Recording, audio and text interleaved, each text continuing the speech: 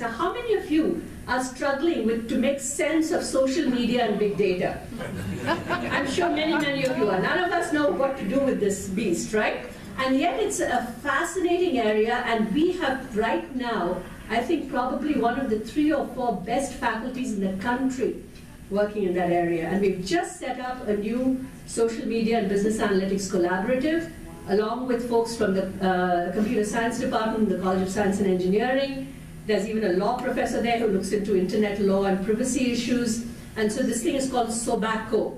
You know, I guess it rhymes with certain things that we, not so great, but SOBACO is good, unlike the other thing. But anyway, so it's the Social Media and Business Analytics Collaborative. So we have that going on. We have an amazing Center for Entrepreneurship, the Home Center for Entrepreneurship, which sponsors the Minnesota Cup. Some of you who are entrepreneurs may have heard about it. This year we had 1,100 entries in 12 different categories. And the grand prize winner, she had her undergrad and her graduate degree from the Carlson School of Management, Julie Gilbert-Newry. She's developed this thing called Precious Status, which is a way to keep track of loved ones who are institutionalized. And there are incentives for the sort of the providers, in these institutions to sort of update the status of people that you care about, whether it's daycare centers, whether it's retirement homes, whatever it is. So this just some amazing stuff going on in the Home Center for Entrepreneurship as well. And then we have something called the Medical Industry Leadership Institute again, which which trains students to take jobs in the medical industry, which is so strong in our community. But it also does things like it values inventions by some of our professors who are in the medical school and so on. So they've created some invention. They have no clue whether this is worth patenting. They don't know what the competition is like, what the market size is like. We have a group of Carlson students working with students from the medical school, working from students from the law school, and putting together, it's a sort of, it's a course actually, it's called the Millie Evaluation Lab. And it's where they actually evaluate these inventions and give you a very quick feedback to the inventor about, hey, listen, is this worth patenting? What are the other competing products on the market? What's the total market size for this disease category for whatever it is that this product is going to sort of help with? So things like that. So just a lot of really fun stuff going on. And we are open for business. So I'm out there. My mandate was really very simple. There were 3 things I had to do. One was to strengthen our financial position, and I'm working on that. Another was to reach out to the business community and the alumni, and I'm systematically visiting companies around town. I'm sure I've been to many of your firms. I'm hoping to hit a lot of firms, but I've done about 20 so far. It's it takes time, and I go to every firm with this lovely little framework that I have. It's called 3 E's. Someday it's going to be as famous as the 4 P's of marketing, but it's the 3 E's. It's education, employment, and engagement.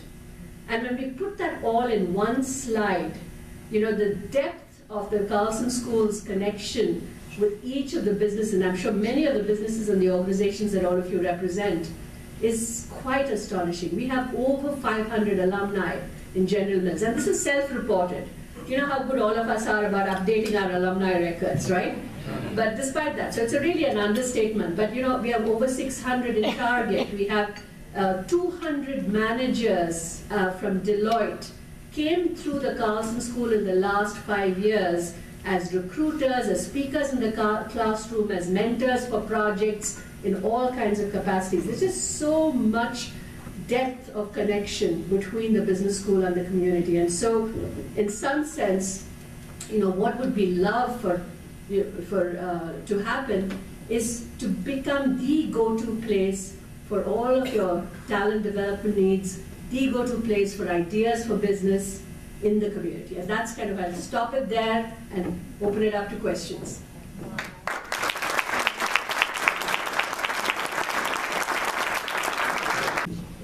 First a comment and then a question. My comment is, it was announced last week that India, for the first time, had no cases of polio for 1 full year. And this is very close. This is very close to the hearts of our Rotarians there. Yes. Absolutely. Now, my question, I've heard that in top-ranked schools, there can be students that look forward to having an outstanding professor, only to find out when they got in that class, there was an assistant, a good bit at a time, because the outstanding professor perish under that kind of thing. Has that been a problem there in your school? Not really, because the Carlson School, we don't really have a very large graduate program. We have a few PhD students, and yes, we do train them to teach, so they will occasionally teach an undergraduate class because they need to learn, but they are restricted. We can only have them teach one class in the 4 or 5 years that they spend with us. And that's really a training for them to learn how to teach. And it's usually a course that has got many sections and has got a senior professor overseeing what they're doing, etc. So your students are not going to come across many graduate assistants at the Carlson School at all. Because we have, as I said, we don't have a lot of graduate assistants. Maybe it happens in science and engineering, but not in the Carlson School. Dean, when you mentioned that the average ACT score is 29.2, that caught my ear because the average in Minnesota is 22. So you are pulling very, very top of our graduates, which is exciting. My question for you... Keeping them here, I think that's what's exciting. Because if we didn't hire them, they'd go to Chicago, they'd go anywhere else, Yeah, that's right. My question for you is, you want to be the go-to place for business.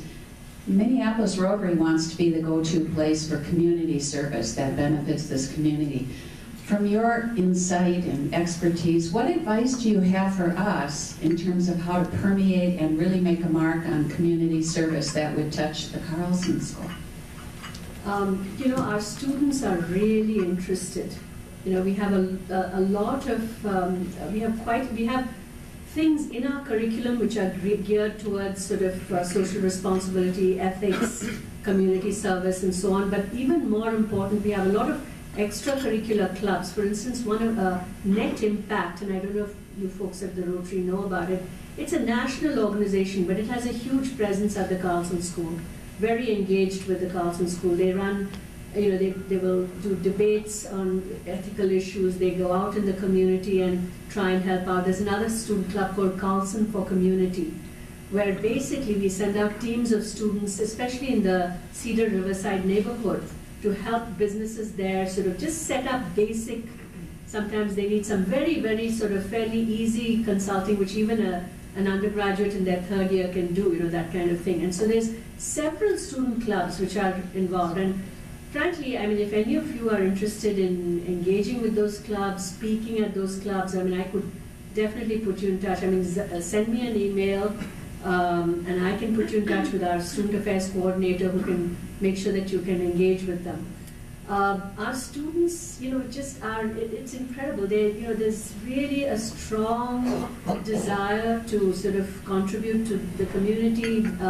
We've got a nonprofit major now in our undergraduate program. We've had it for a few years now. It's a pretty popular major. A lot of students want to major in nonprofit management.